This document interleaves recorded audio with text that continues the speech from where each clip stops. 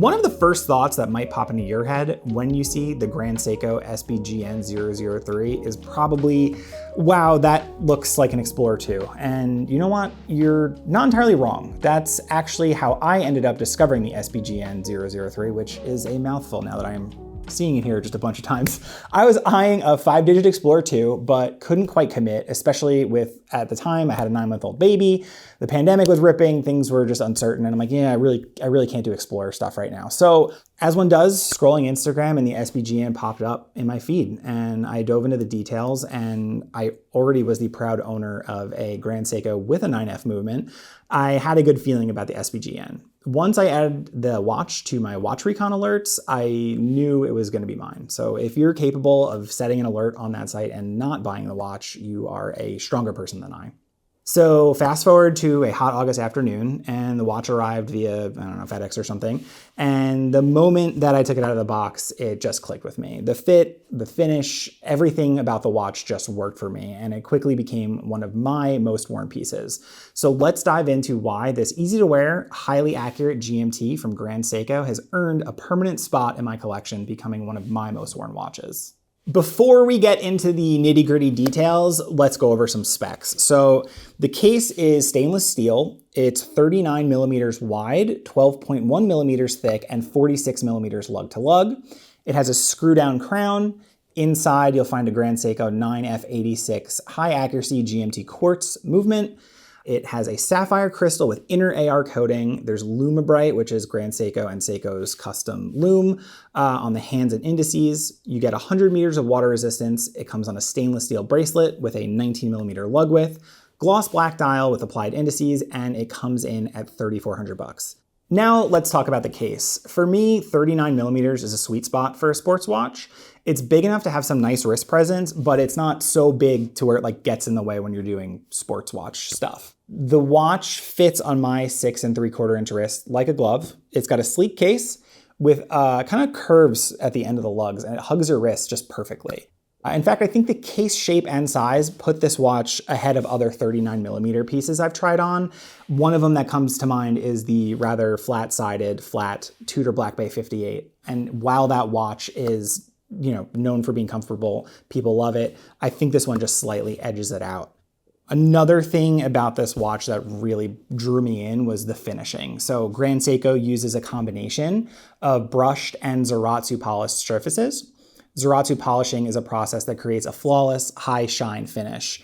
And you can see that on the lugs. There's a wide polish area, and the rest of the watch is largely brushed. The bezel has some engraving for the 24-hour scale, and they're filled with black enamel, so everything is nice and legible when you're using the 24-hour GMT functionality. Now onto the dial. I am blown away every time that I read the time. The gloss black dial may look simple at first glance, but the details are what make it truly special. You've got the Grand Seiko logo at 12, there's GMT rendered in orange text at 6, and applied indices surrounding it that are polished to just perfection. Each index has tiny grooves in the top surface that catch the light, while the highly polished chamfers on the sides reflect it. So you have a really cool kind of sparkle going every time the light catches your wrist. The hands are razor sharp, with the hour and minute hands brushed for contrast, and those are also filled with lume. The GMT hand is rendered in a vibrant orange that picks up on the GMT text in like a nice subtle way on the dial.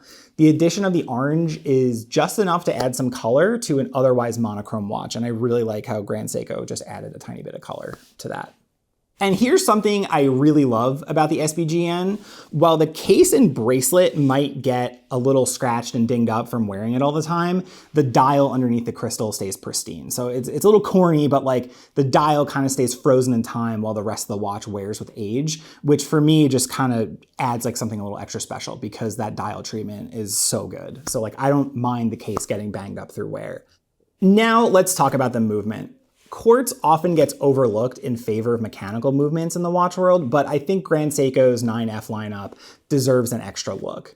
It's a high quality, hand finished and built to last movement made with metal components, which is different from your standard chuckable quartz. And the accuracy on this movement is plus or minus 10 seconds per year. And in my experience, I've always found that it's spot on. So just for fun, I'll pop open time.gov, and usually it's always within a second or two of the atomic clock, even months after setting it, which is just, it's great.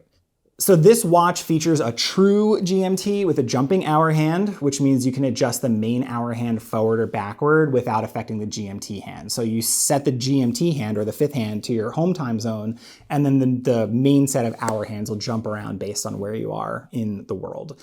Plus, this movement has an instantaneous date change mechanism that ensures the date jumps precisely at midnight without any lag and rollover, which is just another kind of fun little party trick. What's even crazier is that Grand Seiko grows their own quartz crystals in-house. I'm sure my fascination with this has something to do with the fact that I used to beg my mom to take me to the local rock and mineral show as a kid. Yes, I had a rather extensive rock and mineral collection as a kid. That might explain a lot. Draw your own parallels, I'll leave that to you. But they carefully age and test each crystal to ensure top-tier accuracy, and then they pair that crystal with the movement, so it's just super accurate and spot on.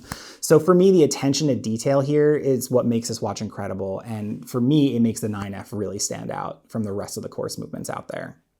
As for the strap, the SBGN comes on a stainless steel bracelet with a 19mm lug width. 19mm, a little weird, but I'm okay with it. It's comfortable, though a little on the basic side. There's no taper, there's no micro adjustment on the clasp, so you've got to kind of make the best with what you're given, and they include a half link that you can adjust the size on your wrist with. But I've occasionally found myself swapping out the bracelet for a NATO, but to me, it's really on the bracelet most of the time. All things considered, the Grand Seiko SBGN003 is an incredible watch. It's accurate, it's comfortable, and it's just beautifully made. The movement is precision engineered, and I've never felt that I was missing out on something just because it's not mechanical. It's become one of my most worn pieces in my collection, and I don't see that changing anytime soon. Even though I'm still very much in love with my Speedmaster, the SBGN has risen up the ranks in my collection and is my go-to for everyday wear. And hey, just for fun, I checked time.gov again right before doing this review, and after last setting the watch in November of 2024, it's only 2 seconds fast, which really can't complain about that. So that's it for today's review of the Grand Seiko SBGN003. If you're looking for a high quality, easy to wear GMT with incredible accuracy and craftsmanship, then this one is definitely worth considering. However, the SBGN003 has been discontinued, so you will be stuck looking around for one on the secondhand market should you decide to go that route. You could also check out the SBGN027, which is the most similar watch in their current lineup. Thank you guys for watching, and I will catch you in the next one. Like, subscribe, and comment. Let me know what you guys think of the Grand Seiko SBGN003, and let me know if the quartz is a deal breaker for you. I think that's one of the biggest things that people overlook these high accuracy quartz from Grand Seiko is because they're not mechanical. I'm not here to judge, maybe you are. Let's talk about it in the comments. So thanks again, and we'll catch you next time.